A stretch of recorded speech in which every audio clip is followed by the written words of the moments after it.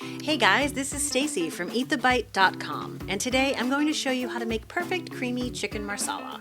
Oh, and we'll be making some awesome mashed potatoes to go with that as well, so let's get to it.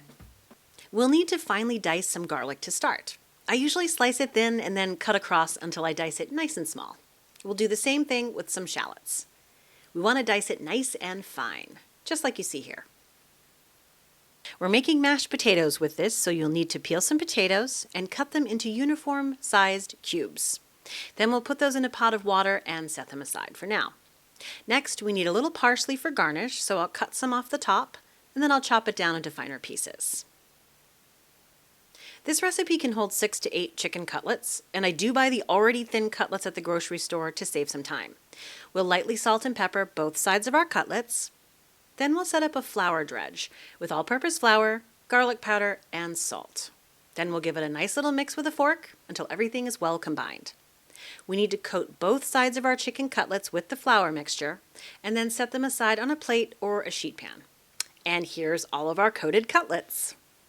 I've melted some butter and olive oil in a pan and I'll start cooking the cutlets. Just cook 2 to 3 minutes, then turn them over when they've browned. You'll be tempted to fuss with them and push them around the pan. Don't do that. Just lay them in the pan and don't touch them again until it's time to turn them. Once you've cooked all the chicken and set it aside, we can add the mushrooms into the same pan. We'll add a little butter here and give the mushrooms a good stir so they get coated in the leftover brown bits from the chicken and the butter. And let's not forget our potatoes. I've got those cooking in a pot so they'll be ready when my chicken is finished.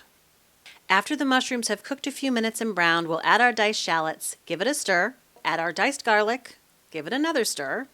We're going to add a little butter in here too. After that, we'll add our chicken broth, then our Marsala wine. We'll give it one final stir here to get everything combined.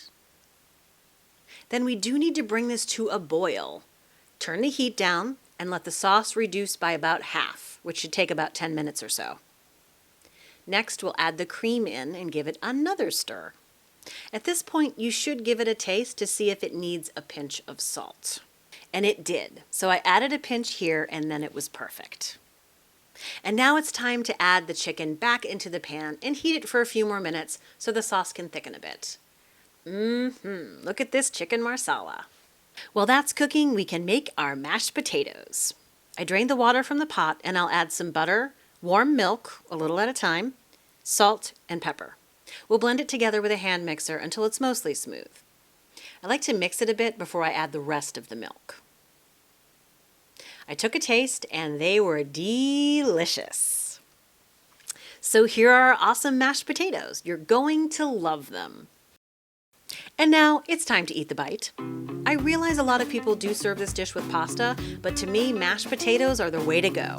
The chicken is tender and the mushrooms, mashed potatoes, and that sauce, it's so delicious. This is a great Sunday night dinner option with leftovers for lunch or to serve at your next dinner party.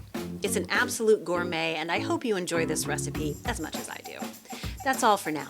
You can find this and all the printable recipes on my website at eatthebite.com. Thanks for watching and we'll see you next time.